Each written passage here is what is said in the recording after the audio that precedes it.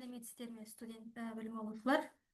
Бүгінгі курс өндіріс және тұтыну қалдықтарын басқару қарастырылатын тақырып ресурстарды қайта пайдалану және қайта өңдеу. Бұл жерде қарастырылатын сұрақтар: ресурстарды қайта пайдалану, ресурстарды қайта өңдеу, қалдықтарды сұрыптау, қайта өңдеудің технологиялары, қайта пайдалану және қайта өңдеудің экологиялық әсері, және осы ресурстарды қайта пайдалану және қайта өңдеу бойынша Қазақстандағы жағдай. Ресурстарды қайта пайдалану бұл өнімдер мен материалдарды бір рет қолданғаннан кейін оларды қайтадан пайдалану. Бұл әдіс қоршаған ортаны қорғауға, қалдық көлемін азайтуға және табиғи ресурстарды үнемдеуге бағытталған. Қазіргі таңда өндіріс пен тұтыну көлемінің артуына байланысты қалдықтар саны да көбейген. Табиғи ресурстардың көп бөлігі шектеулі болғандықтан оларды тиімді пайдалану қажет. Ресурстарды қайта пайдалану бұл қатты тұрмыстық қалдықтар көлемін азайтады. Табиғи ресурстарды, олар орман, мұнай, металл қорын сақтауға мүмкіндік береді. Энергия шығынын азайтады. Атмосфераға, су мен топыраққа бөлінетін зиянды заттардың таралуын төмендетеді. Ресурстарды қайта өңдеу бұл тұрмыстық қайта пайдалану, күнделікті өмірде заттарды қайта қолдану, пластик, бөтелке, әйнек, банка, қағаз, киім тұрмыстық деңгейде жүзеге асырылады. Екінші, өндірістік қайта пайдалану. Бұл өндіріс қалдықтарын басқа өнім жасауға пайдалану, шикізат пен энергияны үнемдейді. Үшіншісі, бұл қайырымдылық арқылы қайта пайдалану. Бұл жарамды киім мен тұрмыстық заттарды мұқтаж адамдарға беру. Келесі қалдықтарды сұрыптау.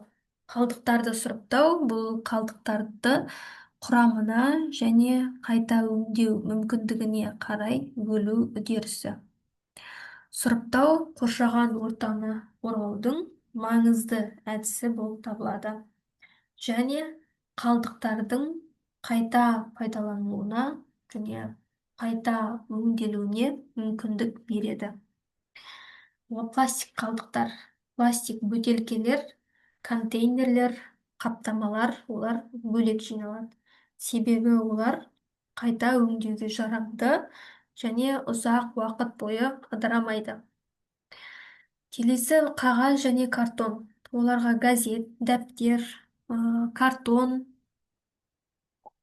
қораптар, қағаз қалдықтарына жатады. Оларды таза және құрғақ күйінде жинау қажет. Әйнек қалдықтары. Әйнек бөтелкелер мен банкалар, олар қайта өңделеді, сондықтан оларды басқа қалдықтардан бөлек жинау маңызды. Металл қалдықтары. Оларға алюминий банка, темір қалдықтар, металл контейнерлерге салынады және олар толық қайта өңделе алады. Органикалық қалдықтар, оларға ас үй қалдықтары, тағам қалдықтары және биоулар қалдықтар биологиялық жолмен өңделіп, компост жасауға пайдаланылады. Және қауіпті қалдықтар бар. Оларға батарейкалар, шамдар, дәрі-дәрмек қалдықтары, оларды арнайы орынға тапсырылады. Оларды тұрмыстық қоқыспен бірге тастауға болмайды. Қайта өңдеудің технологиялары, бұлар қалдықтарды қайта өңдеп, оларды екінші рет қолдануға жарамды шикізатқа немесе жаңа өнімге айналдыруға арналған әдістер жиынтығы. Біріншісі бұл механикалық қайта өңдеу. Бұл технология қалдықтарды ұсақтау, жуу, сұрыптау және престеу арқылы жүзеге асады. Көбіне пластик, қағаз, әйнек және металл қалдықтарын өңдеуге қолданылады. Келесі бұл химиялық қайта өңдеу. Қалдықтар химиялық реакциялар арқылы бастапқы құрамдас бөліктерге ыдырайды. Бұл әдіс пластик пен қауіпті қалдықтарды өңдеуде тиімді болып саналады. Келесі бұл термиялық қайта өңдеу. Бұл қалдықтарды жоғары температурада өңдеу арқылы энергия немесе жаңа материал алу жүзеге асады. Бұл тәсіл қалдық көлемін азайтып және энергия өндіруге мүмкіндік береді. Биологиялық қайта өңдеу ол органикалық қалдықтар микроорганизмдердің көмегімен ыдыратылып, компост немесе биогаз алынады. Бұл технология экологиялық тұрғыдан ең қауіпсіз әдістердің бірі. Сонымен қатар, бұл әдіс ең қымбат әдістердің бірі болып саналады. Кешенді қайта өңдеу бұл әртүрлі технологияларды біріктіре қолдану арқылы қалдықтардың бірнеше көп бөлігін пайдалы өнімге айналдыруға бағытталған. Қайта пайдалану және қайта өңдеудің экологиялық әсерлері. Қалдықтар әртүрлі болып келеді. Олар тұрмыстық, өндірістік, медициналық, құрылыс, ауыл шаруашылық және тағы басқа. Олардың барлығы белгілі бір экологиялық әсер қалдырады. Мысалы, тұрмыстық қалдықтар көбінесе полиэтилен пакеттері немесе пластик өнімдерден тұрады. Олар табиғи жолмен ыдырамайды және ұзақ уақыт бойы қоршаған ортада қалуы мүмкін. Ал өндірістік қалдықтар мен химиялық заттар топырақты, суды және ауаны ластап, экосистеманың балансын бұзады. Қалдықтардың әсері адам денсаулығына, флора мен фаунаға, сондай-ақ климаттық өзгерістерге теріс ықпал етуі мүмкін. Мысалы, көмірқышқыл газының және метан шығарындыларының артуы ғаламдық жылынуға әкеліп, теңіз деңгейінің көтерілуіне және табиғи апаттардың жиілеуіне әкеліп соғуы мүмкін.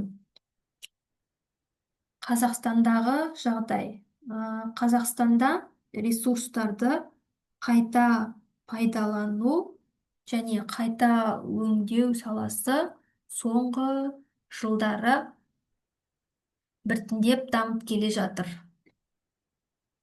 Мемлекет тарапынан қалдықтарды басқару жүйесін жетілдіруге бағытталған арнайы бағдарламалар қабылданып, қайта өңдеу зауыттары мен әртүрлі сұрыптау кешендері дамып келе жатыр. Ірі қалаларда пластик, қағаз, шыны және металл қалдықтарын бөлек жинау контейнерлері орнатылған. Бірақ бұл жүйе барлық өңірде бірдей дамымаған. Қалдықтардың едәуір бөлігі әлі де полигондарға жіберіледі. Ал қайта өңдеу деңгейі дамыған елдермен салыстырғанда оның төмен болып келе жатыр рейтингі. Негізгі проблемалар қатарында инфрақұрылымның жетіспеуі, халықтың экологиялық мәдениетінің төмендігі және қайта өңдеу саласында инвестицияның аздығы әсер етеді. Сонымен қатар болашақта сұрыптау мәдениетін қалыптастыру және технологияларды енгізу, экологиялық білімді арттыру арқылы Қазақстанда ресурстарды қайта пайдалану мен қайта өңдеудің үлесін айтарлықтай арттыруға болады. Мемлекеттік органдар бірнеше маңызды қадамдар жасаған. Олар 2026-2030 жылдары аралығында жалпы қалдықтарды басқару концепциясы әзірленіп жатыр. Оның мақсаты барлық қалдық түрлерінің толық тізбегін инвентаризациялау, қалдықтарды сұрыптау, қайта өңдеу мен кәдеге жарату деңгейлерін арттыру. 2030 жылға дейін қатты тұрмыстық қалдықтарды қайта өңдеу үлесін 40%-ға ұлғайту. 2050 жылы 50-60%-ға дейін жеткізу жоспарлануда. Субсидия жеңілдетілген несие беру арқылы жеке инвесторлар мен кәсіпкерлерді қайта өңдеу саласына тарту механизмдер іске қосылған. Мысалы, бұл жерде жеңілдетілген несие ретінде 3%-ық несиелерді айтсақ болады. Қоқысты сұрыптау мен қайта өңдеуді насихаттау мақсатымен экологиялық білім беру, ақпараттандыру бұл шаралары қарастырылып жатыр. Мысалы, мына кестеге қарайтын болсақ, бұл жерде Астана қаласындағы қалдықтар өндірісі 2021-2025 жылдар аралығында көрсетілген. Мысалы, 2021 жылы қалдықтар көлемі 310 мың тонна болса, ал 2025 жылы қалдық 163 мыңға дейін азайған. Бұл жерде жылдық өзгерісті қарайтын болсақ, 21 жылы 6,6%-ға көтерілген болса, ал 2025 жылы минус 21%-ға дейін ол төмендеген. Қазір Қазақстанда жақсы бастамалар мен жетістіктер бар. Жалпы Қазақстанда жыл сайын 4,5 миллион тонна коммуналдық қатты қалдықтар жиналады. 2023-2024 жылдары қайта өңдеу үлесі біртіндеп артпақ. Ол 2024-те қалдықтардың шамамен 26% қайта өңдеуге жіберілген. Үкімет тарапынан қайта өңдеу зауыттарын салуға белсенді қолдау бар.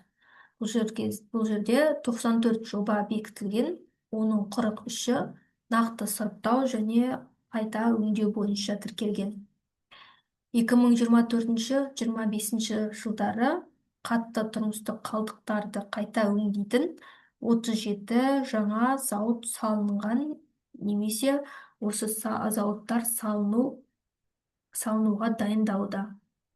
Жалпы бұл жерде қалдықтарды көму дегеніміз, бұл көмілген қалдықтардың халықтың денсаулығына және қоршаған ортаға қауіпті әсерін болдырмайтын шектеусіз мерзім бойы олар сақтау үшін белгіленген орындарда қалдықтарды жинау.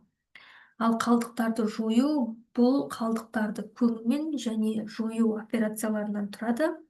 Ал бұл жағдайларда қалдықтарды залалсыздандыру қажет. Олар механикалық, физикалық, физика-химиялық немесе биологиялық өңдеу жолымен қалдықтардың қауіпті қасиеттерін азайту немесе жою. Жалпы бұл қалдықтардың өздерінің қауіптілік сыныбы бар. Бұл адамның денсаулығына және оның тіршілік ету ортасына зиянды әсерін тигізбейтін және қауіптілік түрі мен дәрежесін айқындайтын олардың сандық сипаттамасы. Бұл жерде сонымен қатар қауіпті химиялық заттар да бар. Олар адам денсаулығына және қоршаған ортаға тікелей немесе ықтимал зиянды әсер етуі мүмкін заттарға ие болатын заттар. Сонымен қатар радиоактивті қалдықтар, медициналық қалдықтар, сұйық қалдықтар және сарқынды сулардың қалдықтарын да айтып өтсе болады бұл жерде. Және бұл өндіріс орындары салынғаннан кейін олардың санитарлық қорғаныш аймақтары болу керек. Бұл санитарлық қорғаныш аймағы бұл арнайы мақсатты аймақтарда, сондай-ақ өнеркәсіптік ұйымдар мен басқа да өндірістік, коммуналдық және елді мекендегі қойма объектілерін, жақын жердегі аумақтық ғимараттар мен тұрмыстық азаматтық мақсаттағы құрылыстардан оларға қолайсыз факторлардың әсерін азайту мақсатында бөліп тұратын аумақ ретінде қабылданады. Қорытындылай келе, ресурстарды қайта пайдалану және қайта өңдеу бұл қоршаған ортаны қорғаудың әрі тұрақты дамудың қамтамасыз етудің маңызды тетігі болып табылады. Бұл бағыт табиғи ресурстарды сақтау және қалдық көлемін азайту, экологиялық жағдайды жақсартуға мүмкіндік береді. Қазақстанда бұл сала әлі даму үстінде болғанымен, мемлекеттік қолдау, жаңа технологиялардың енгізілуі және халықтың экологиялық мәдениетінің артуы нәтижесінде алдағы уақытта айтарлықтай алға жылжуы мүмкін. Ресурстарды тиімді пайдалану бұл келешек ұрпаққа таза әрі қауіпсіз қоршаған орта қалдырудың басты шарты болып саналады. Осымен бүгінгі дәріс аяқталды.